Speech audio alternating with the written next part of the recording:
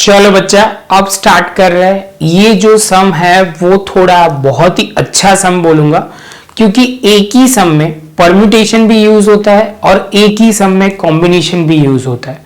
तो बच्चा पहले समझते हैं कि क्या बोला हुआ है।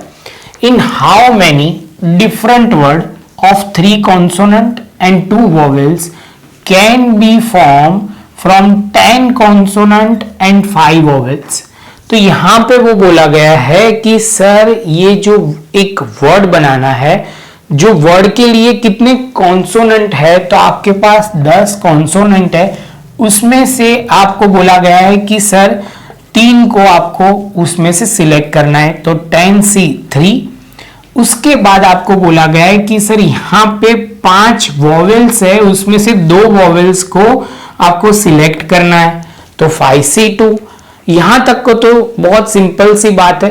बच्चा बोलेगा कि सर आपने क्या बोला था कि जब भी सिलेक्ट करना हो तब कॉम्बिनेशन, और आप बोलोगे सर जब अरेंजमेंट करना हो तो परम्यूटेशन। यहां कितने वर्ड का वर्ड बन रहा है, तो आप बोलोगे कितने वर्ड का अल्फाबेटिकली आप बोलोगे, तो कितने अल्फाबेट यूज हो रहे हैं, तो आप बोलोगे टोटल सर हम 5 अल्फाबेट यूज कर रहे हैं। समझ में आ रहा है? 10 में से 3 सिलेक्ट कर रहे हैं, यहां 5 में से 2 सिलेक्ट कर रहे हैं, तो आप बोलोगे सर टोटल अल्फाबेट जो यूज हो रहा है वो कितने यूज हो रहा है, तो आप बोलोगे 5 यूज हो रहा है। और इंटरनली वो चेंज होते रहेंगे, अरेंज कर सकते हैं हम कोई भी प्लेस को, फर्स्ट प्लेस को सेकंड प्लेस, ऐसे हम बोले तो आप बोलोगे 5 जो अल्फाबेट है इंटरनली 5P 5A या 5 फैक्टोरियल वे बोल सकते हो। बच्चा ये पॉइंट समझ में आया? नहीं आया तो कोई बात नहीं, मैं एक छोटा सा लिख रहा हूं जिससे आपको क्लैरिटी आ जाएगी। तो पहले हम लिख लेते हैं और उसके बाद फिर से हम ये डिस्कस करते हैं, तो ज्यादा समझ में आएगा। तो बच्चा हमने थोड़ा प्रॉपर लिख दिया है। जो पहली लाइन हम लिखेंगे, the question is a both combination and permutation, पहला पॉइंट वो है।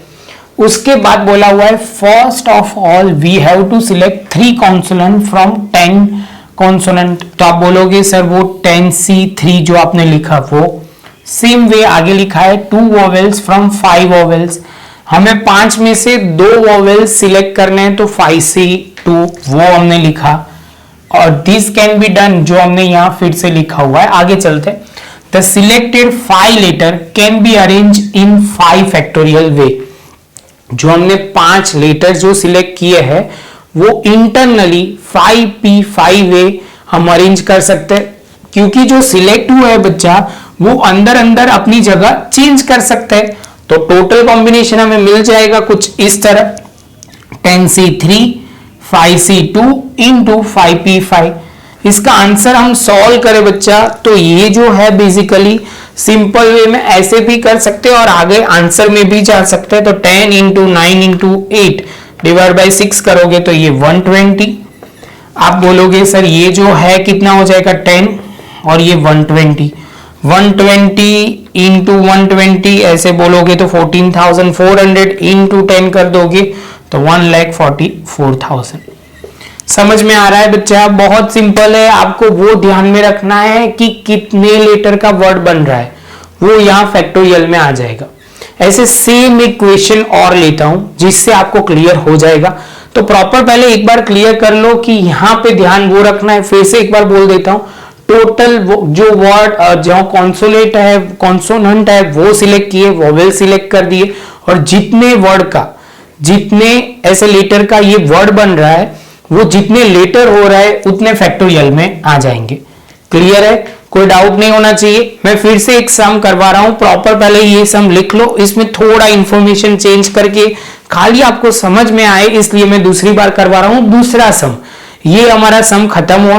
कैसा लगा आपको? एक ही बार में समझ में आ गया तो बहुत अच्छी बात है, और नहीं आया तो कोई बात नहीं। ये जो 5 फैक्टोरियल कई बच्चों को समझ में नहीं आया, 5P 5 नहीं समझ में आया, तो मैं फिर से एक्सप्लेन करूंगा।